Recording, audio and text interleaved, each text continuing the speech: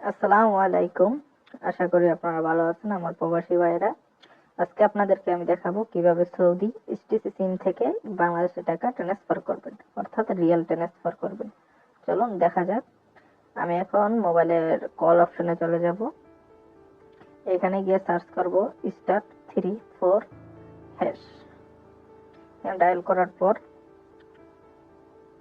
আমরা 3 নাম্বার অপশনটা চুজ করব, ইন্টারন্যাশনাল ট্রান্সফার। 3 নাম্বারটা অপশন চুজ করব, তারপর সেন্ড করে দিব। তারপর এখানে আমাদের কান্ট্রি সিলেক্ট করব 3 নাম্বার, অর্থাৎ বাংলাদেশ আমাদের কান্ট্রি, তাই আমরা 3 নাম্বারটা সিলেক্ট করব। তারপর সেন্ড করে দিব। এখানে আপনার টাকার পরিমাণ দেখাচ্ছে, আপনি কত টাকা পাঠাবেন। আপনাদের দেখানোর সুবিধার জন্য আমি 100 টাকা সাজেস্ট, মানে 1 2 3 যেটার মধ্যে আপনার যত ব্যালেন্স দরকার অত আপনি সিলেক্ট করতে পারবেন। আমি 100 টাকা দিয়ে দেখাচ্ছি।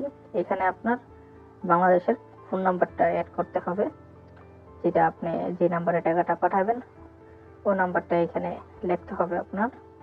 আমি দেখাচ্ছি আপনাদের। আর ফার্স্টে ডাবল এড দিয়ে দিবেন, যেহেতু আমরা বাংলাদেশে পাঠাবো, এটা সবাই জানেন। যে কোনো নাম্বারের ফার্স্টে ডাবল এড দিতে হবে যদি বাংলাদেশে টাকাটা ট্রান্সফার করতে চান। তো আমাদের নাম্বার ওঠানো শেষ, সার্চ করব। এখানে দেখাচ্ছে আমাদের 100 টাকায়, বাংলাদেশের 100 টাকায় সৌদির 7 রিয়াল 50 হালালা কেটে নিবে এসটিসি সিম থেকে। এটা ট্রান্সফারের জন্য পেড সবকিছু এ টু জেড নিয়ে 7 রিয়াল 7.5 রিয়াল আমাদের থেকে কেটে নিবে বাংলাদেশে 100 রিয়াল পাঠানোর জন্য। ওটা আপনারা যেই অ্যামাউন্ট পাঠাবেন তখন নিজেরা ভালোভাবে চেক দিয়ে নেবেন এবং নাম্বার চেক দিয়ে নেবেন ঠিক আছে কিনা। তো আমি এখন নাম্বারে টাকা পাঠানোর জন্য ইয়েস 1 অপশন সিলেক্ট করব। 1 অপশন সিলেক্ট করলে একটা কনফার্ম আসবে, ওই কনফার্মে অপশনে 1 প্রেস করলে তাহলে আমাদের টাকাটা চলে যাবে। তো আমি দেখাচ্ছি আপনাদের।